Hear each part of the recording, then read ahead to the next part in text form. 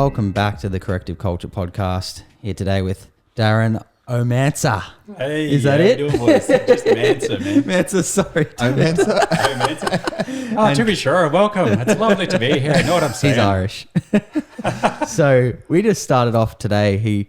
We'll get into how we met, but today we just started off with some table work. He chucked us on the table and did some kinesiologists on us, and God, I don't know. Yeah, my body feels different, but it's like muscle testing. It's like what we've been taught, but to the whole fucking next level. Hey, yeah, it's incredible shit. Extreme muscle testing. How did you get into it? Like, what pushed you towards the kinesiology side of things and out of the, I guess, massage therapy, which what you were doing? Well, what's really interesting is that my sister went and saw a naturopath. Oh, yeah. She had some acne as about a 19-year-old. Yeah. And what was really interesting is that it got cleared up within about 2 or 3 weeks. Wow. And then at that stage, I was actually an accountant or a trainee accountant. Yeah. So my brain and my life was all left brain. And then all of a sudden, it's like she had this amazing result. And I was like, right, I'm going to study that. For the naturopath side of things, Yeah. you mean? Yeah. And Sick. And did you do that for a while, or were you studying that? Yeah. So this was in 97. I started studying natural therapies, and then even go back a couple of years, 95, 96, I was doing personal training. Yep. And everything that we did back then, were just group classes and that sort of thing. And 97 and 99, I did natural therapies, naturopathic sports medicine, where I looked at acupuncture and lasers and massage and herbs and homeopathy and nutrition. Yeah. And that was just an awesome experience. And then 2000, went to the Olympics with the Australian beach volleyball team doing their treating. And then, was happy, but just I was missing something where, I had the nutrition stuff fairly well dialed down, but it was still guessing. And with the body work, it was good, but then, there was no emotional component to it. And what I was finding is that I'd work with someone and, they'd get a good result. But then if I actually brought up an emotion with regards to their family or their relationship or their business, then their muscles would get tight again.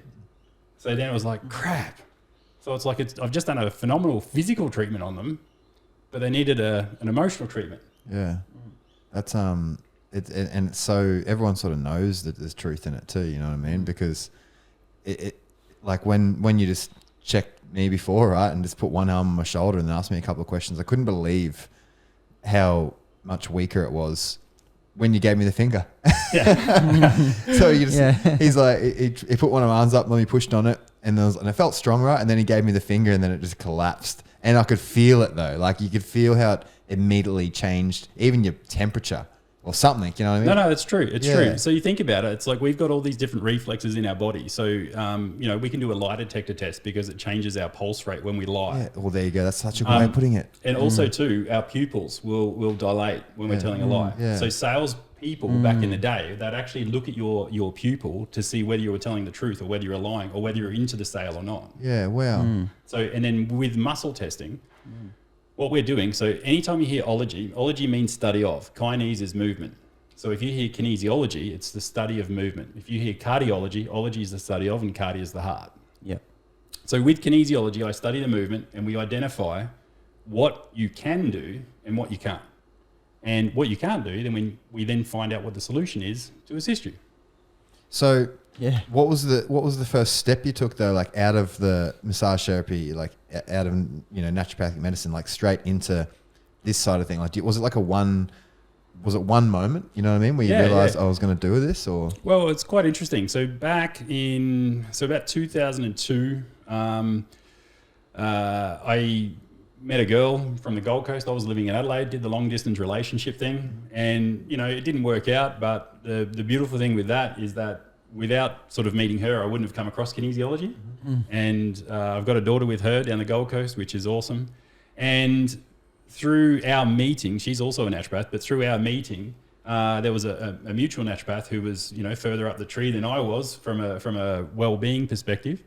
And he was just raving about kinesiology, and then I studied with him. I started with a basic form of kinesiology called Touch for Health, which looks at the 42 major postural muscles of the body, and then it links them in with each muscle relating to a different organ and each organ relating to different emotions. So Cool. And do they get that information from like the Chinese? Yeah, correct. Style. Correct. Like, Yeah, absolutely. Yeah, that's awesome. Yeah, because there's so much truth. You know, it's been around for thousands of years, so there's got to be truth attached to it. 100%. And that's where, from a massage background, I'm looking at the quadriceps. And we're thinking quadriceps and nothing else. Maybe it's like the quadriceps and how it relates to the pelvis positioning, but just the quads. Yet with kinesiology, I'm looking at the quadriceps and going small intestine. And these are the emotions associated with love, hate, etc., associated with this, plus also the ability to uptake nutrients in the small intestine. Yeah, wow. And it's what Matthew Walden, one of my mentors, and Paul and everyone talk about visceral somatic reflex, which is just how either the organ will feel pain. Well, the organ itself won't feel pain, but the muscle on that same pathway is the one that the body will let you know about it. You know what I mean? So say tight quads. You said small intestine. You know what I mean? So it's like that sort of shit, and it's like that's another level. You know, that's another level of fucking getting to know the body above and beyond. It's like where do you put your work? Well, and that's where I find a lot of practitioners are very linear. Yeah. So linear is 1 + 2 = 3. Yeah. Yet the body's so non-linear, it's not funny. Yeah. Where it's not always the case. And the thing that I really, really resonated with kinesiology was I can now get a glimpse of what the internal health of the body's like based on the strength or weakness of this muscle that we're looking at. Fuck, that's sick. That's unreal. So the reason how we're all sitting here right now is you should tell that story, Jake, actually. Yeah, right. Yeah. Yeah, so I had we did a talk the other night. Yep. The universe fucking set me up. And so I'm not good with talking about emotional shit. Well, Actually, can we back that up just a second? yeah. So one of our mates, Botsy, Jordan Potts. So we're basically going to do a mentoring session for these kids that he's got. And we rock up, we're there, and he goes, "Hey, Darren, you're the MC for tonight." Yeah. I'm like, okay. And then that's my part. Yeah, of the so I story. didn't know that. No, I didn't know that at all. I just thought this guy's the fucking MC for the night. Yeah. So, and instantly I could feel that you were an energetic person, a person that was a teacher. Yeah, you know. So I could feel that in you, and I was like, fuck. As soon as you started talking, I was like, oh fuck. So, because the first question was quite deep with Travis, and I was like, oh fuck. So I could feel something starting to come up in me. Do you remember what the question was? With Travis? Yeah. I could just see that Travis was getting emotional about and he dealt with emotions differently to me. Yeah. Like you can tell he's... And what's really funny for me, like emceeing, like I can talk to anyone. Like I'm sort of good introvert, good extrovert, but I went into practitioner mode. Yeah, so then all of a sudden he started talking. I was like, right, I want to find out more about that. And it's like, freak. We're in front of kids. It's like, screw it, let's do it. Yeah, exactly. Sick, you know, there's like, I don't know, 30 kids, 20 parents. There's a lot of people around. And so yeah, you kind of started asking me, first of all, was like, what was the most traumatic events in your life? Yeah. And for me, I thought I dealt with these emotions with mum dying. I talk about it all the time. I love to talk about it. It's like one of my favorite things to talk about because it's like I'm not afraid to go there, but I'm fucking afraid to go there in front of 40 people. Yeah. So the next step, bro. Yeah, it was like that, like, oh shit.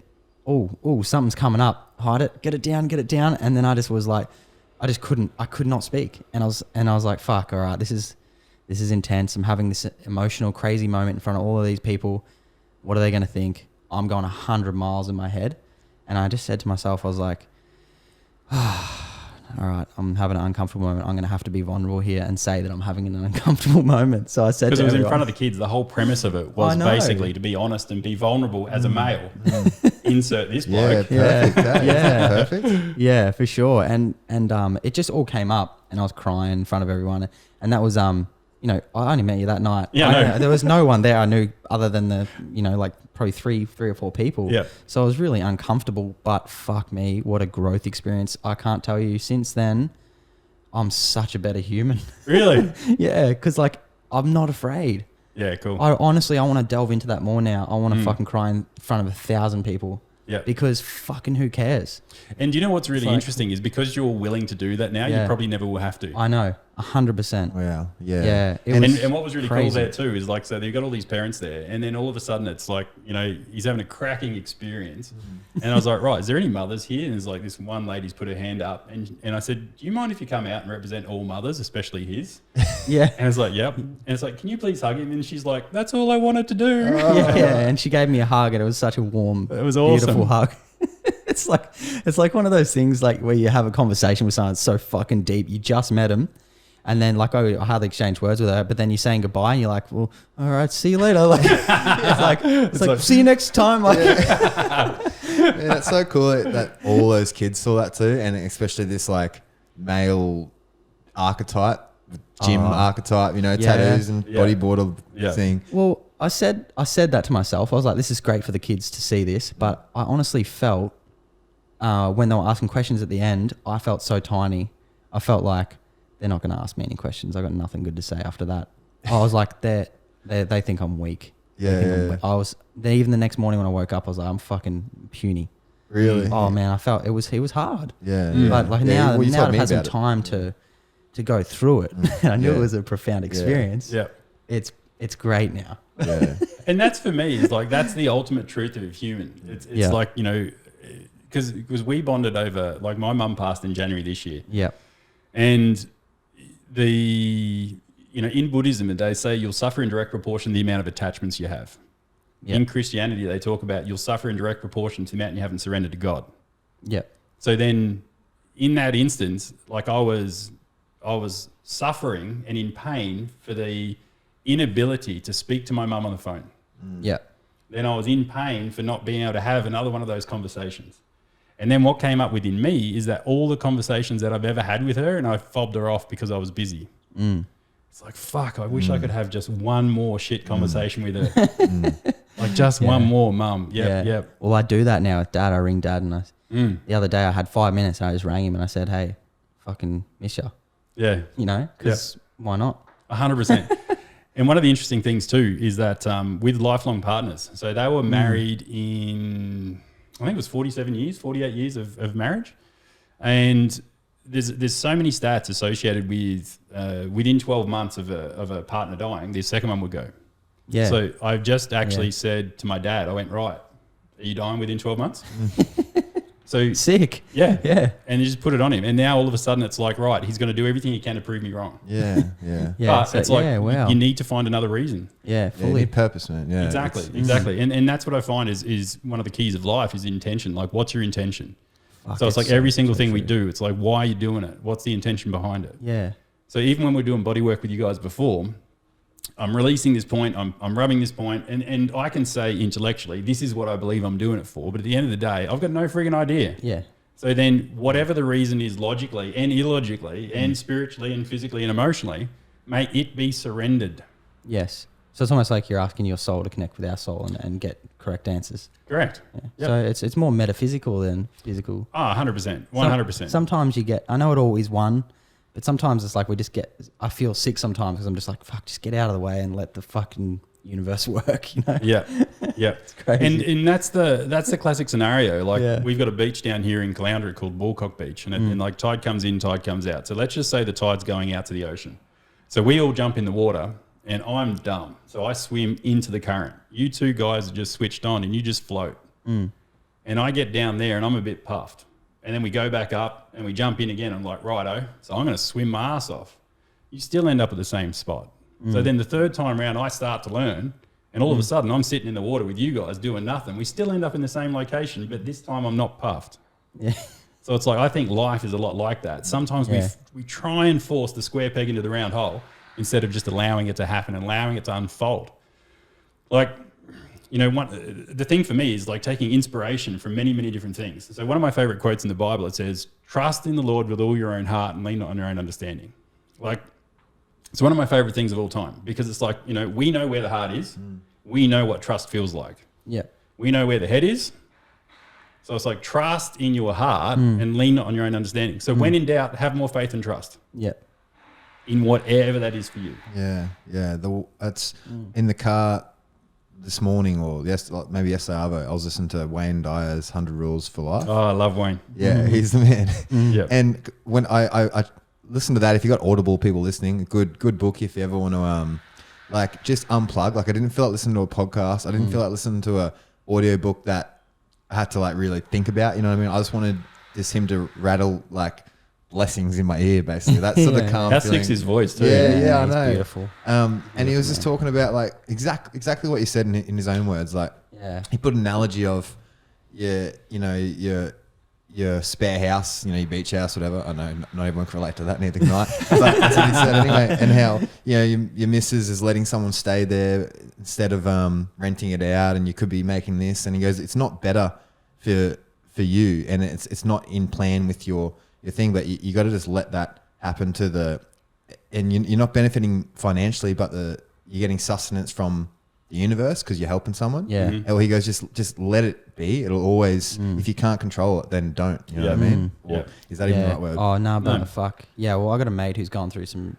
shit over the last 8 years, and I just had to talk to him last night about this exact thing, about letting go of control. And this is like letting go of control, some really, really heavy shit. And it's like, I feel so hard for him because he's gone through it so hard. And I'm like, I want to say let go and just let go of control. But fuck, it'd be hard. No. Yeah. Because the fuck it will be hard. Yeah. Is actually a judgment. Yes. Yeah. That's me putting my shit onto him. Correct. Yes. But that's also a judgment of us when it is hard. Yeah, for sure. Yeah. Because when someone comes into the clinic, I don't go, oh, that's a big problem. Yeah, totally. Because then you need a big solution.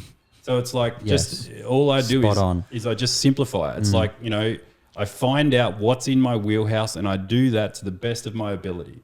My expectation is to win. Yeah. My expectation is to do my best. Yeah, the only thing you can do is be there. Yep.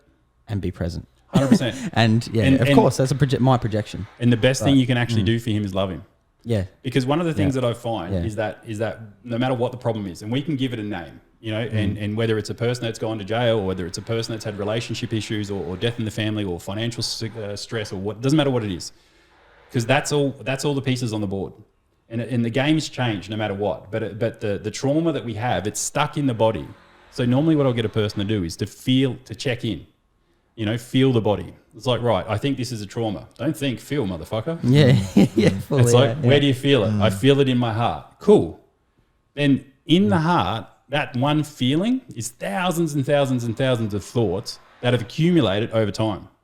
Yeah. So what you can do is drink it, drug it, exercise it, smoke it, breathe it, eat it. You can do all these different things. And what you're actually doing is you're allowing it to persist because you're resisting it. Yeah. The greatest thing you can possibly do to let it go is actually feel it. Yeah. Whatever you resist will persist. Yeah. No, I totally agree. And what would you say to someone who's gone through some really hard times to feel it? Yep.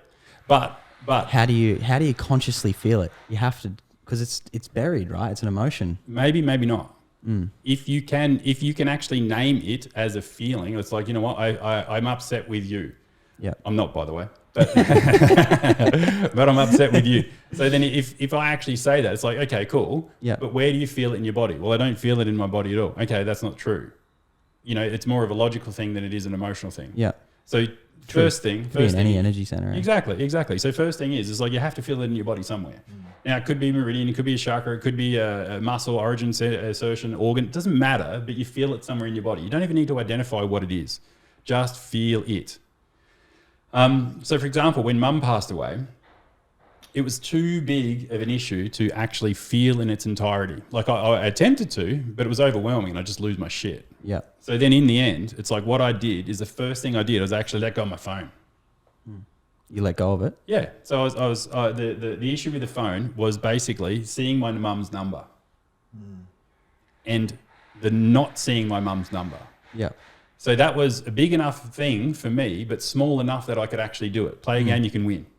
Totally. So the first thing you have to do is start small. So then all of a sudden it's like, okay, so I was letting go of the emotional content of not seeing my mum's number on my phone. Yeah. Then I was letting go of the emotional content of not speaking to my mum. Then I was letting go of the emotional content associated with not FaceTiming her, with not, seeing her, going to Adelaide, whatever. So then all of a sudden it's like, one ripple creates two. And the biggest thing with this is, So hang on, I'll put it on my chair. So the biggest thing with this is that Getting a sore neck yet? no, not yet. But the cartoon world. So it's like you've got the waterfall coming off. So in cartoon world, the boat has to go completely off before it falls down. It doesn't happen like that with emotions. It's called critical mass. You only need a certain percentage of the boat to actually go over the waterfall before it falls down. So we need to do exactly the same thing with our emotions. So it's critical mass. You don't need to let go of it all. You just need to let go of enough of it. Yeah. Yeah, fucking oath, because it's never all gone, is it? You can think back on it and still get a feeling, but it won't control your actions. It kind of just hits you in unique, weird ways, doesn't it? Yeah, but once again, I'll challenge that. You never let it go. Yeah, okay. So once again, that's a belief system. Yeah. So just watch that. It's like so realistically, it's neither positive nor negative. It's just neutral. Yeah, it just is. It just is. But that's the first level. Yeah. And then ultimately, what we want to do is we want to get to the point where we can actually love it. So my favorite saying in life is love everyone and everything, including yourself. Yep. So it's like the people you can't love, that's where you start. The things you can't love, that's where you start. Yeah. You can't love yourself, guess what? You've got some work to do.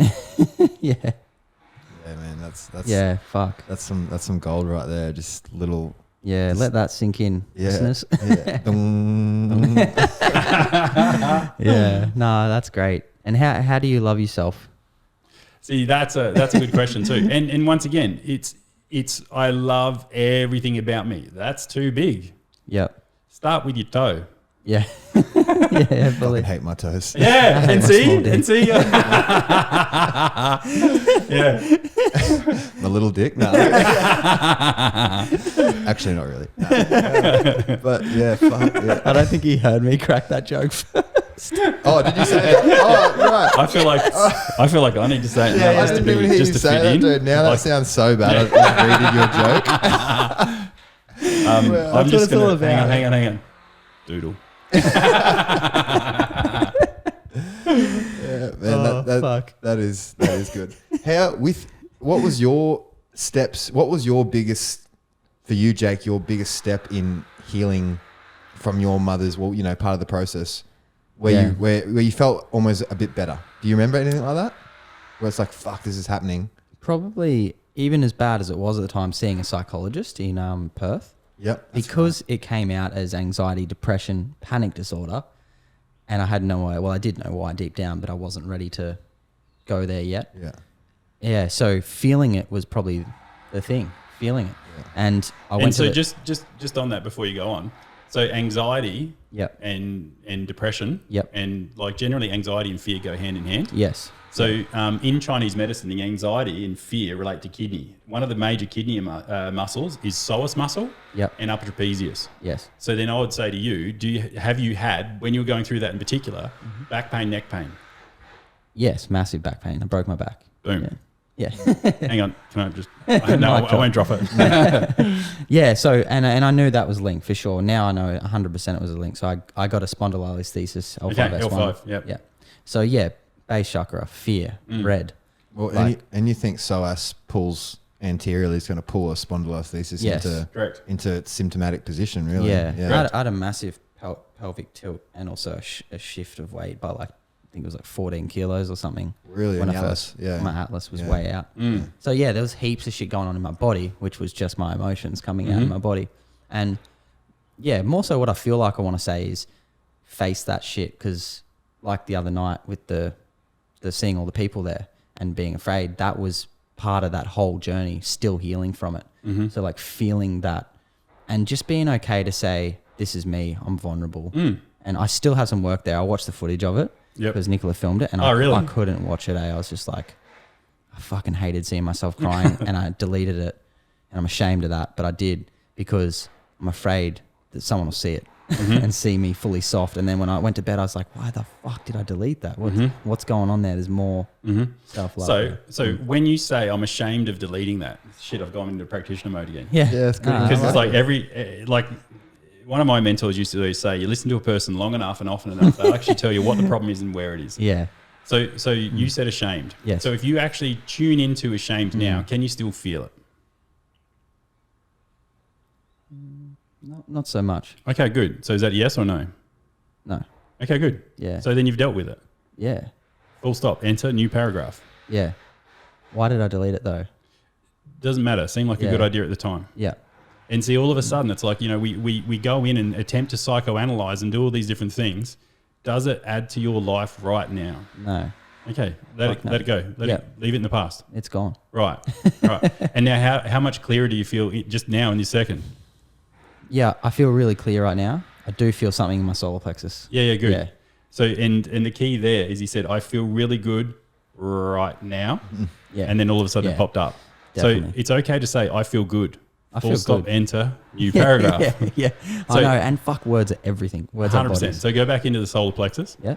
And let's just give it a number. 100 I feel a lot, 0 I can't feel it at all. Okay. 0.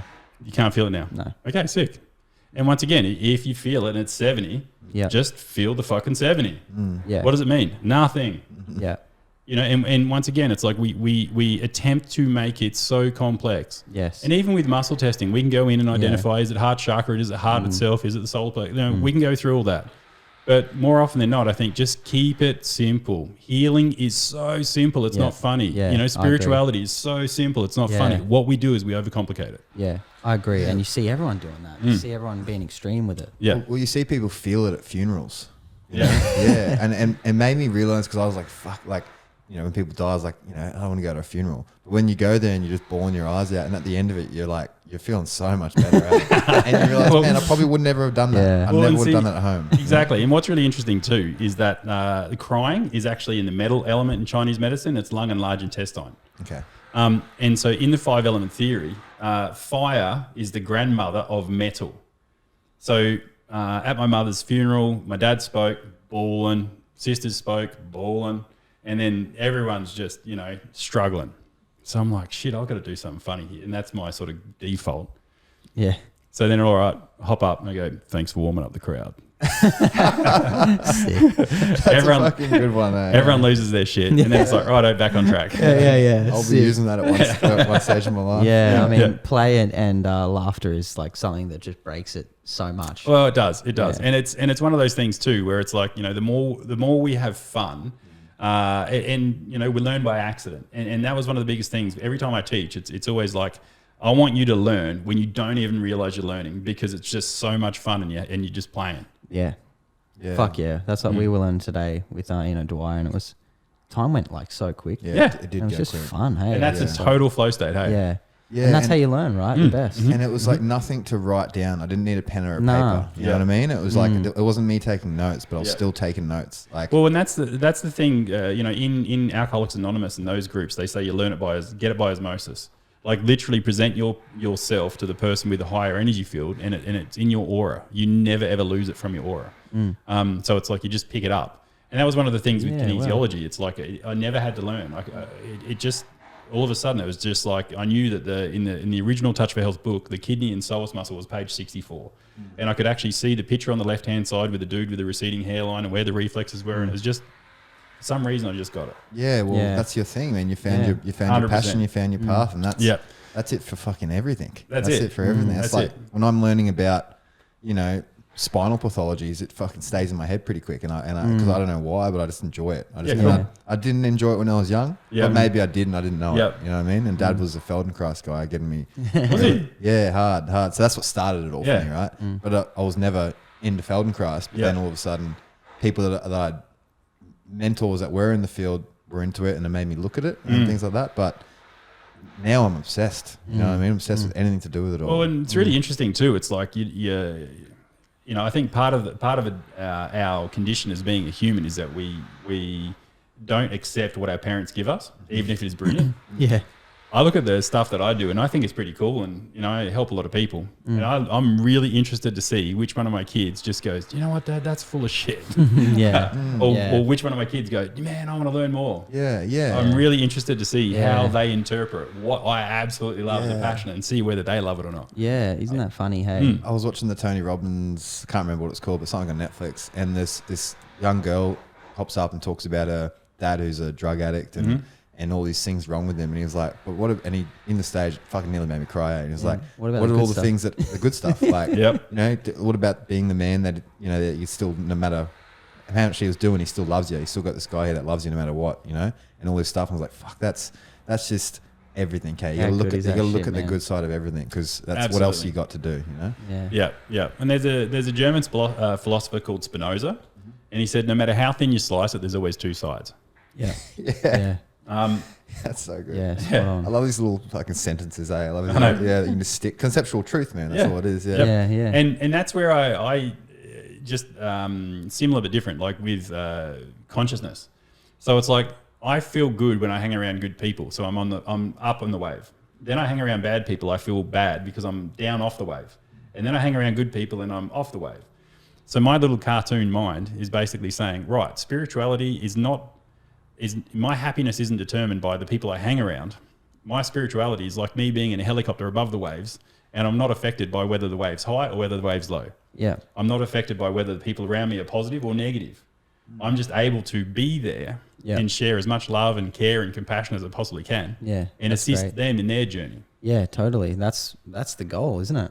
That's to be that's almost like enlightenment, just to Yeah. sit back and let Well, it that is be. the goal. That is the goal. Yeah, like so no Yeah. one what's the Wayne Dyer quote we've said on here a few times? It's like, what if someone says some shit about you, even that you can't, if they're taking your energy, that's your fault, not theirs. You know what I Yeah. mean? What Jan said to you that time is like, you know, if this person's taking your energy, it was so cool. One of his mentors were he was at this space, and he just mentioned, oh, this person, when I see him, it feels like it takes my energy. And straight away, most people would just like agree as the tribe, you know, oh yeah. And she was like, no, that's you, that's not him.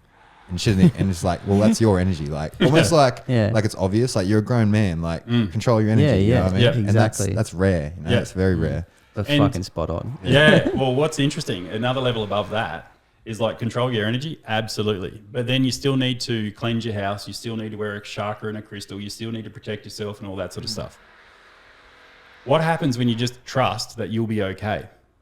You never need to cleanse your house again. You never need to wear a crystal. You never need to.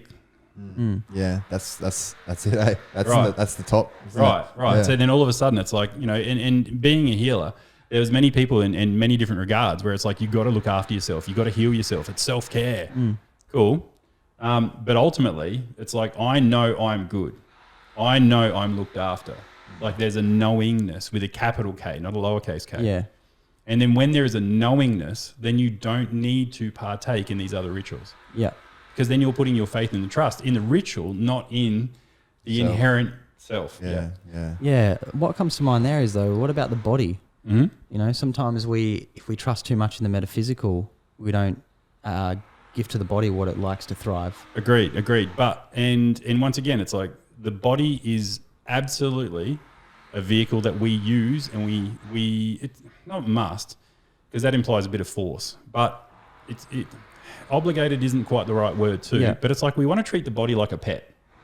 Yes. You know, where we look after our pets, we feed Or a them, we little water kid. them. Yeah, exactly. Or our own little kid. And that's where it's like Yeah. the body. The greatest thing about the body is it cops a flogging. Yeah. The worst thing about the body is it cops a flogging.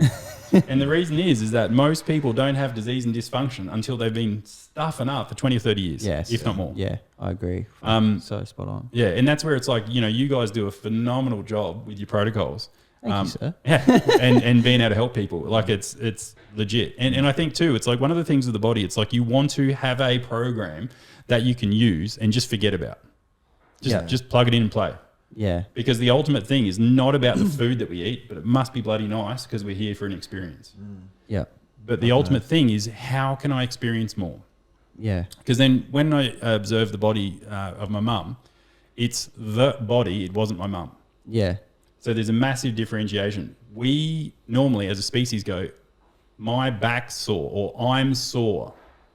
You're not fucking sore, the body is. Yeah. Observe the body's soreness and it diminishes almost straight away. Yeah. So then observe the body's soreness, observe the body's stiffness, Yeah. observe the discomfort that you have. Yeah. Yeah. That's so true. And today, kind of embarrassed to say this, but today Say it. we moved and Ian got us to sit in this like sit and reach thing, and I was moving and he goes, feel your body, and I just had this aha moment where I'm like, I don't think I've ever fully done this and actually gone, how do I feel? I Yep. don't think I ever have once in my life done that. And I was like, fuck. That's cool. Yeah. And one of my favorite things is like, I love people that stretch, because they're just Yeah. so disciplined. Like, God love them. Yeah. And I'm actually quite flexible. I can almost do the splits, and I never train. Well. So then for me, it's like the body is a reflection of everything I hold on to. The body's a reflection of everything that I've never let go of. So it's like when I feel stiff, or if the body feels stiff, then what I do is I just observe that in a particular range of motion and just allow it to be there. The only thing that's permanent is love, not the negative feelings or anything like that. So just allow it to be there.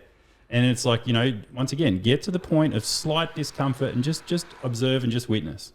And the way to observe and witness is exactly like a shower. You don't have any opinion about the water. You just go, Yeah. So have that same thought and feeling associated with any pain or discomfort, and just go, Yeah. The mouth is soft. The hands are soft. What would you say to someone who's been training, because jiu-jitsu makes you so fucking sore? So the physical has to have some play in this. Because Agreed. someone who does jiu-jitsu for 10 years straight and then both knees blow out because their MCLs are, you know, over time fucked. Yeah. You know, so like, I get that there's definitely some mental, emotional. There's, you know, that's the be all and end all. But there's got to be looking after the physical in there too. Hey, 100%. What's the intention behind doing it in the first place? What, jiu-jitsu? Yeah. That's a good one. So when you first start, so I was doing CrossFit originally back in the day, and I remember one of the not practitioners, instructors. One of the instructors was saying to me, "Get mad at the bar, get mad at the bar," and I'm like, "The bar's fucking done nothing to me." And it's like, you know, fuck the bar. Yeah, it's like the bar's shiny. Like, I love the bar. The bar's beautiful. Look at the bar. And it's like, get mad. And then in the meantime, it's like we got this Dyer mother trucker music playing. It's pretty. And it's like, man, right, this doesn't suit my groove anymore. And the reason being, it's like, you know, a beautiful squat is an expression of you and the humanness that you have at this point in time. So the jiu-jitsu is an expression of the body and the body's ability to move. Yeah. So the biggest thing I would say is that when there's resistance in the body's more likely to break. Yeah. So one of the things I'm teaching my 10-year-old son at the moment, and he's a really good athlete, and that's some of the stuff I've worked with personally is like the blessing associated with him being so athletic, but the curse, because the responsibility that I have to nourish him. Yeah. So then I've had to feel and work my way through that as well. But the biggest thing for me is, yes, he's got athleticism in spades, but it's about being soft as well as hard physically. Yeah. It's the yin and yang of it. Yeah. So then it's the intention behind it. If my intention is to kick your ass, I'm going to get busted, or you will. Yeah. If the intention is to share this experience and to help each other to grow, it's the best experience we can possibly have. Yeah. Another example of that is when I was younger, I was really into golf, and it was the club championships in the A grade, and there was this guy that I'd played, and he was like this senior amateur that was amazing, and he'd won 18 or 19 club championships. It was my first final. Yeah. I remember it was windy as hell, it was rainy as shit, and I looked at him after 17 holes. I was 5 down. It was a 36-hole event. I was 5 down, and I'm like, this is awesome. And he's looked at me going, what the hell are you on about? And I'm like, man, I'm getting my ass kicked. I don't deserve to win at the minute. Yeah. It's like, it's not going to stay like that. I'm going to keep putting in my best effort. Yeah. I still lost. Yeah. But I caught up, and we lost an extra time. But the point for me is like, you know, once again, it's identifying the softness in the battle. Yeah. So in regards to jiu-jitsu, it's like, Yeah. you know, when you roll with someone, Yeah. this person is my greatest teacher right now. Yeah. And it's like, you know, you can do that with an argument. You can do that in a relationship. You can do that in a business, you know, mentoring or anything like that. It's like, this person's my greatest mentor. How can I learn from them? Yeah. And it's like, respect that person and yourself enough Yeah. that it's like you be gentle. You tap when you need to tap. Yeah. Totally. Yeah, well, that's sick. How you like just feel the pain, right? Yeah. And that's such a good cueing tool for fucking anything with movement. Like, say I had a girl last week, right? She's doing a hip extension, back's on a ball. She's doing a hip extension, and her pelvis drives up. And I can see what's going on, right? But I want her to feel what's going on, right? Yep. Yeah. So she's going too much into extension. She's driving all the way up, thinking I'm trying to get high. In hyperextension. Yeah, into hyperextension and lower back, instead of just tucking her tail a little bit. I could see that tucking her tail would make it feel better, but I was like, all right, while it's up there, she's like, it's hurting. She told me it's hurting. I know she's not damaging her back. Well, she stop would it from hurting. It's your body. Yeah, well, and that's it. That's it. And then Jen, you know, Jake's old mentor, when we went and saw her with with a dude. He had a knee issue and he was throwing a ball at the wall and he was like, my knee's hurting. And she comes over and she's like, it's your knee. Stop it from hurting. And it was just like so good because that's sort of what I told her. I was like, all right, well, while it's up there, tilt your pelvis forward, tilt it. You know, you got 3D, right? Tilt it in whatever direction you want, but stop it from hurting. And then that's feeling it, right? That's your body. And if it's not hurting, you'll never hurt yourself. You know, if you move like that, you'll never hurt yourself. And see, what's really interesting too. So the content is a very finite thing. It's a small thing. So she was in pain in a small area. The context is the body. So more often than not, when we're in pain or we're suffering, we're focusing on such a small thing, the content. We're not taking in the big picture. So normally, when someone's in pain doing a back bend or something like that, I'll get them to focus on their hands, their fingers, and their toes. Context. Yeah. So generally they're in pain because they're not rooted, or they don't have a good foundation. Yeah. Right. Yeah. True. It's cool. Very cool. Yeah. That is cool. Yeah. What's like some of the, like, what is there one moment? What's the craziest thing you've seen on the table? So being in Australia, we're governed by the TGA, so I can't say I can do anything. And that's a projection forward. So I can't say I can claim to cure cancer or anything like that. But one of the cool things that I've witnessed in the past, not the future, so TGA, whatever. But one of the So one of the things that I've seen in the past is I had one lady come in with a breast cancer, and it was the size of my thumb. So basically, it was the top of the right breast up here, and I got a piece of paper and basically traced the outside of it. At the end of the treatment, it was the size of my thumbnail, and then 2 weeks later, it was completely gone. Wow. Holy shit.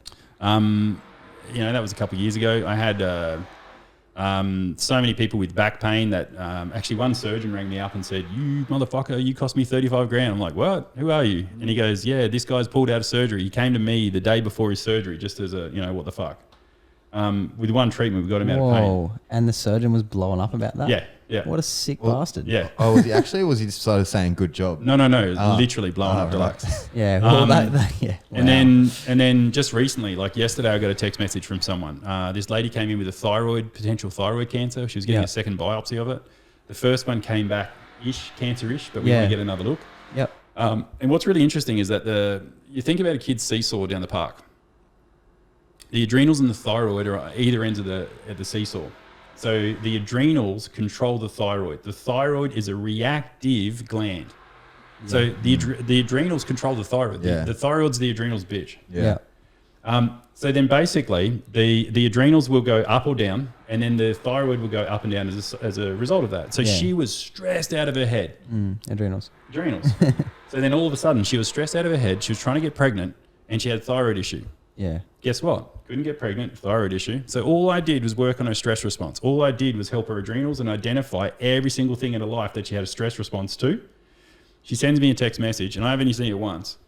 Thyroid came back clear. Now she's pregnant. Yeah. Insane. We see that with chicks. That's the space chakra, bro. You know what I mean? Yeah. And de-stressing, like dropping the allostatic load, getting them chilled. Yeah. And that's a super point. And one of the things I find too is like stress is such a perception. Yeah. You know, it's perceived. Is this stressful? Well, is it to you? You know, it's not to me. Is it to you? And it's being able to identify that. And it's like, okay, cool, it is. Okay, now it is. You can use whatever technique you want. For me, I always go back to the letting go. And how do you let go? You feel. Why do you do it? Because it's so quick and so simple. This one feeling has thousands and thousands of thoughts attached to it. Yeah. And involuntary stress too. Hey, like what advice would you give to someone who, because like a lot of my clients, I don't understand what involuntary stress is. You know, like if you're drinking 10 coffees a day, your nervous system's fucking jacked up, you're stressed. Yeah. But you might not feel stressed mentally. You might feel, I hear it all the time, I can have a coffee before bed and go to sleep. I'm like, yeah, but your nervous system ain't going to be fucking repairing. You know? I can't have a coffee before too. One of my friend's mum, man, her thyroid's done, and she's telling me, they've cut already half of it out. Right? She's telling me, I can have 8 coffees a day right before sleep. I can sleep fine. And I'm sitting there thinking, fuck, like, you know? I know what your problem is. Fuck that is amazing, because that was in the HLC one when I first did the check course years ago. Was I think it was a picture in Paul's course. It was like a robber coming into a bar or something, and everyone in the corner, but there's this SAS dude that's there. So he's talking about perception of stress. It's like, listen, it's all perception. So that's and that's where we come at the bucket of stress from the mental emotional side of things. There's that side of things where it's like, all right, well, what tools do you have to work through it? And then you got to back to the body, right? There's if you're getting 4 hours sleep instead of 8, good luck. You know what I mean? Yeah. All these extra things, coffee, like too much, and so you got to support it from everywhere. And that's where it's sometimes with the HLC2 paperwork, where it gives us like a really big look at paperwork where they won't even tell us that. Or sometimes I might not ask that question, and they'll put it in there and they'll write down what they really want to tell us, you know. And it gives us a look of where this person's at, like, and you can see, if this person is getting 3 hours sleep, I really need to be looking into why they're not sleeping, basically. And then now we're going back to mental emotional. What is it? Where is it? That stem from them not sleeping? Is it? You know, things like that. So it's fucking amazing. Yeah. It's so fun. Or we could muscle test it. Exactly. Yeah, exactly. That's some amazing shit. So, like, go on. So I just wanted to explain how Paul lives because this is fascinating to me. Like he asks his soul for guidance, and his soul being blatantly almost like muscle testing. He does muscle testing and all sorts of stuff. He'll go, soul, what book should I read? He'll walk to the bookcase, run his hand along the book, and it'll stop him exactly at the book he's meant to. He'll pull that book out, he'll open the page, flick through the pages, stop at the right page, and he goes, that it'll relate to the exact client that I'm having at the exact time. Yeah, cool. And that was pretty out there for me a few years ago, but he really believes it. Like and he really is like everything. He lives his life by that. He's like, get the fuck out of your own way. Yeah. It's interesting. Like you've mentioned Wayne Dyer a couple of times. So when my wife was pregnant with our boy, so for me, you know, pregnancy is almost like an anti-male thing. So the woman's going through the hormonal fluctuations, and the dude's like sitting back going, sweet. And then all of a sudden the baby's born. It's like, where the fuck did this baby come from? So then I really wanted to connect in with my wife. So then Wayne Dyer's got a book, Change Your Thoughts, Change Your Life. And it's about the Tao. And then what Wayne did is he actually dedicated a year of his life to Taoism. To each day, he studied each. So he basically got 5 old versions, and the Tao Te Ching was actually written 500 years before the Bible was. So it's 2,500 years old. So then he'd get 5 old translations and 5 new translations, and he'd spend 4 days on each verse. And then at the end of those 4 days, what he'd do is actually then write his own verse and his reflections on those verses. So then every day that my wife was pregnant, I'd actually read that book to her whilst holding her belly. That's sick. That's so cool, and it's kind of funny. incredible. Like each one of our kids, there was a different book that resonated. And so with that one, all I did is I kept reading that book to her. So she'd fall asleep, Bub would be kicking, and it was just, man, it was my way to connect in with Bub and her. That's fucking amazing. Because he did the same thing with like writing a letter to Ram Dass. Yeah, cool. He'd get up. He woke up one morning at 4 a.m. and he just wrote a letter to Really? Ram Dass. It's about starting a foundation to help Ram Dass and all this kind of stuff. But it was really cool. Yeah. Just woke up, let his soul, and he goes, I didn't write the letter. Well, they have a conversation on YouTube, don't they? About that. There's a three-part conversation with Wayne Dyer and Ram Dass. Good thing to listen to, So one of the things for me is with books is there's been a massive accumulation phase with knowledge. And now I almost don't read. And the reason for me not reading is just application. So it's all well and good to keep accumulating knowledge, but for me it's just applying. So it's like literally, hey bro, how can I serve you? You know, how can I assist you? How can I make your life better? Fuck. That's almost a book in its each time you ask that, isn't it? Well, maybe. And the simple version is just going, you know, in my head or out loud, depending on what's appropriate. Because once again, I don't want to offend you by saying I love you. So then if you know, that's fucking gay, man. I know, right? but reading the situation, it's like I don't want to cause stress within another human, because then I'm not part of the solution. I'm part of the problem. I'm actually creating stress within you. I didn't read the situation properly. Yeah, totally. So then I'll say it in my head. I'll say it in my heart. I'll say a prayer for you or a blessing. And then instantly, you know, that person now tests strong with kinesiology, even if it's just for a second. So, and this is a situation I had with my ex, and it's like, you know, I'm justified to feel the way I do about her, blah, blah, you know, story, and I can get you guys agreeing with my story. But at the end of the day, she was making these choices on behalf of us for our daughter. So then I was like, right, me thinking negatively about her, does that add to her experience? And I thought, well, if I'm down there muscle testing her, she's going weak based on me throwing these rocks at her. It's like, righto. So that's me being part of the problem, not part of the solution. So, right, the thing I need to do is I need to love my ex. Oh, that's hard. Can't do that. Whereas now I can. So now all of a sudden it's finding that peace within. And you set yourself free. Right. So then all of a sudden it's like now I'm part of the solution. Because everything that happens to me, it's like it's my karmic obligation to either embrace it or face it again at some stage.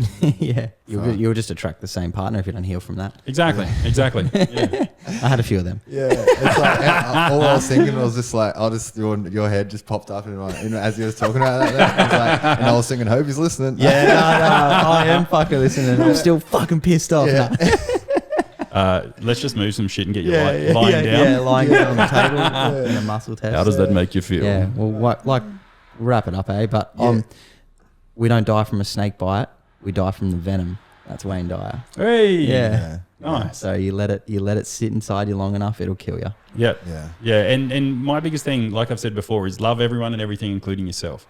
So anything or anyone that challenges you on that statement, start there. Yep. Like literally make a list. Yeah. If you can't love this person in front of you right now, they're your biggest teacher. Yeah. So it's like, how can I share my love? You go and get a coffee, love the person that's creating the coffee, love the people that put the coffee in the bag, love the truck driver that brought the coffee here. And then all of a sudden there's so much gratitude for everyone and everything in the motion. And it's just like shit, a freaking coffee. Fuck, man. Paul was saying the other day, he's like, someone else was talking about, I'm doing this by myself, victim archetype shit. And he's like, you think you're doing it by yourself? He's like, who made that chair you're sitting on? And he's like, who's built that house? Who built that road? He's like, this is all of us. You know what I mean? And we're just on this journey. So that resonated. But it's funny all you meet, like I've met you properly again today, you know what I mean? But like this, literally all the shit that's come into my life in the last 3 days, some other inputs, it's like it's all just getting reaffirmed into me. Yeah. Everything you said today is very similar to what Ian tells us, you know what I mean? And then what I just put on the radio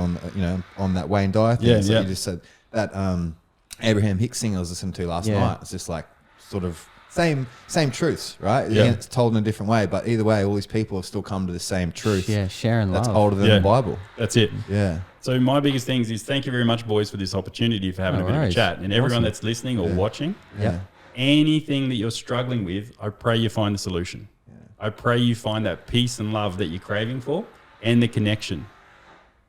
Yeah. Awesome. Me too. Us too. Yeah. We'll just jump on the back of that one. So all three of us, we'll pray for you. We love you all. Yeah, exactly. Thanks for listening, guys. And thanks, guys. Appreciate it. Have an awesome day. Bye.